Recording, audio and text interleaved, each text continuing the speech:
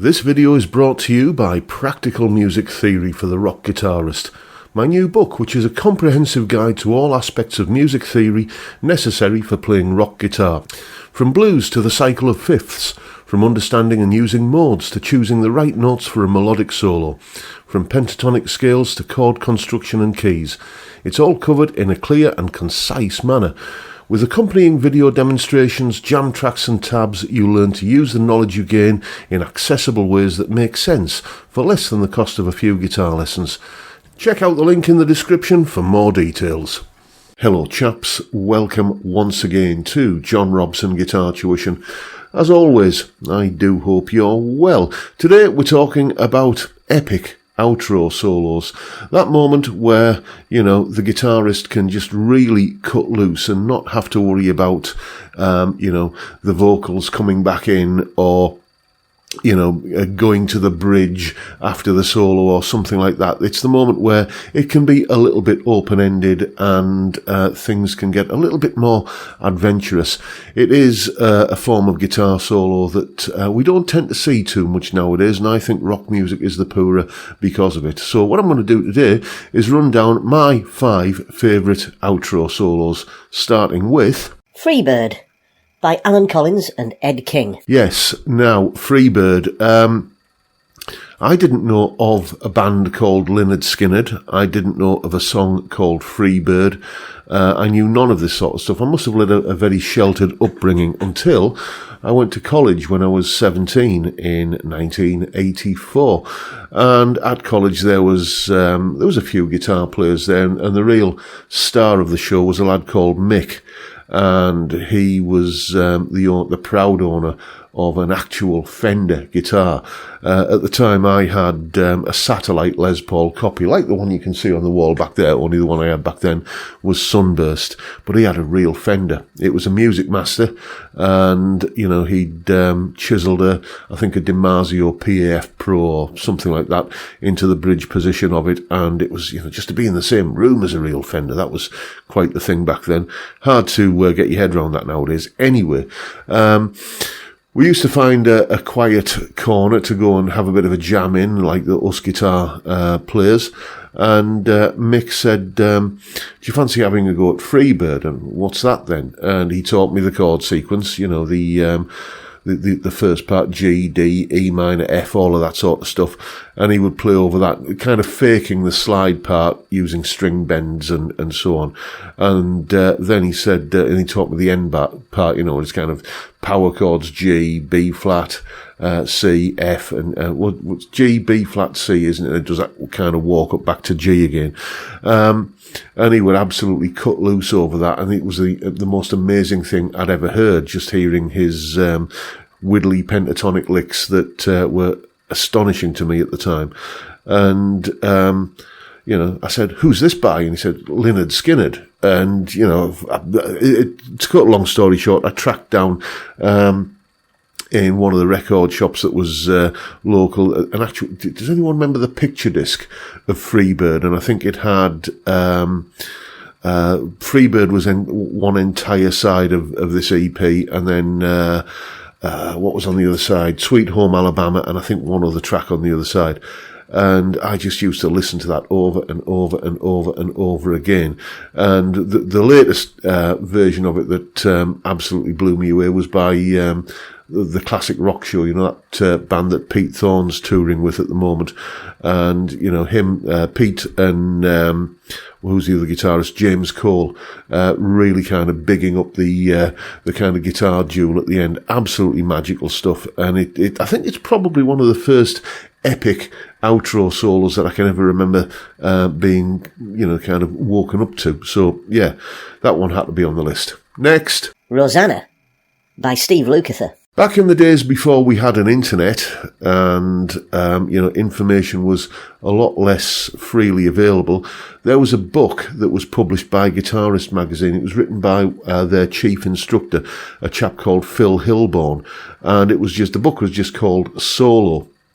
And it was a collection of guitar solos that had been published in Guitarist magazine. And I seem to remember there was, what was in there? There was a couple of Eric Clapton ones, Double Crossing Time, and what would have won? I can't remember the other one was, but Double Crossing Time from the Beano album, and there was Steve Vai's solo from Ladies' Night in Buffalo. There was like an Yngwie solo, and they were all just tabbed out basically. And you didn't have any audio with them; you just had to know how to read the tab. And the Rosanna solos were in there, both solos, the main the main solo that features on the single edit of the song and the outro solo from the album version. And just the accompanying text that went with it.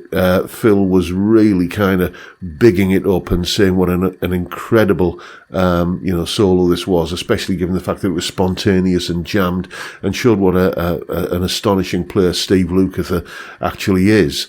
So I'm looking at this tab and just willing myself to try and hear what that tab sounds like, because I didn't have the album at the time. I only knew the single version, and that wasn't something I was massively familiar with. But this was round about the time in the late 80s when I got my first CD player, and one of the albums I obviously went out and bought, as well as replacing all my cassette and vinyl catalogue, was to go out and buy Toto 4. And, just kind of waiting with bated breath to listen to these notes that I'd been looking at in this tab book for a couple of years by that point. And did it live up to expectations? Well, it wouldn't be on this list if it didn't. What an astonishing solo. By the way, I've linked to all of these songs down in the description, so if there's any that you're not familiar with, if like me, you'd spent time in a sheltered upbringing or been living under a rock and you're not familiar with any of these, then go and check them out via the links below. Anyway, let's see what's next. Empty Rooms by Gary Moore. Yes, now there had to be a Gary Moore tune on here, didn't there? Empty Rooms originally appeared on the, I think 1984 Victims of the Future album. Didn't have an outro solo. Then Gary released like a live album called We Want More, which had like a live version of that song on it with a kind of a nice-ish outro solo.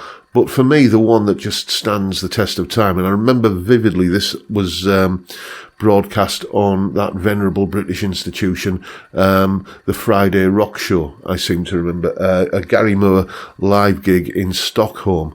And there is video footage of it. It's not the greatest video footage, and, not all of the audio, not all of the video kind of corresponds to the audio, but it gives a flavour. For me, Gary is just absolutely on fire on this. It's just everything that I love about his playing. It's melodic, it's soulful, it's flashy where it needs to be, and it's restrained where it needs to be. And you can hear him actually thinking musically. He's developing musical ideas and kind of lighting a fire under them until they get to until he brings that particular idea to a boil, and then he's off onto something else. And I never ever tire of hearing this particular solo from this live version of this song. And as I say, there had to be a Gary Moore solo on this, so I couldn't think of a better one than this. Next, Tunnel of Love by Mark Knopfler. Yeah, now the studio version of this song has a little bit of an outro solo on it, and I did tackle this as one of my Monday solo analysis, years ago on the channel. At the time I was thinking maybe I should do the Alchemy live version, but that was just such a long, extended solo that I didn't really have the time to devote to it, to like both tabbing it out and learning it. So I did the studio version instead. I chickened out. The Alchemy live version is a very good solo, the outro solo from Tunnel of Love on that album. But for me, the one that surpasses it is the live version from 1985. There was I think it was on Channel 4 in the UK. Channel 4 broadcast a Dire Straits gig from Wembley Arena at that, on that, I think it was the Brothers in Arms tour. And the version of Tunnel of Love on that particular concert is just, I think, the definitive version of the song. It's, if anyone remembers that particular gig, it's the one where Hank Marvin gets up and does a guest spot on the what's that song, Going Home, the theme from Local Hero. I think Nils Lofgren makes an appearance on Solid Rock as well. So if you remember a Dire Straits gig with those two sort of cameo appearances, this is the version of the song I'm talking about. Yeah, just Mark is known for kind of keeping his solos the same every night. I don't think that's necessarily the case, because there are differences between this version of the solo and other versions of it, and he kind of sometimes goes off on a little bit of a tangent. I think what more accurately is what he does. He has set kind of landmarks in the solo that he uses as signals to the band. Okay, when I play this lick, we're going to that section, that kind of thing. I just think that this, as I say, is the absolutely definitive version of Tunnel of Love because of this solo. If you're not familiar with it, then as I say, the link is down below.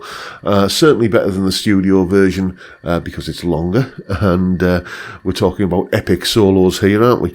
I think it surpasses the Alchemy Live version as well. So that's why I chose this one. Next. Goodbye to Love by Tony Peluso. Yes, from the Carpenters song, Goodbye to Love, the late great Tony Peluso. This solo is reportedly, again, I mentioned the Friday Rock Show earlier. Another great British institution of British radio was the late great Terry Wogan. Many of us for many years used to wake up to Terry's dulcet tones on a morning doing the breakfast show. And he always used to play this song quite a lot, and would always remark that the wonderful Tony Peluso, played what he considered to be the greatest guitar solo ever.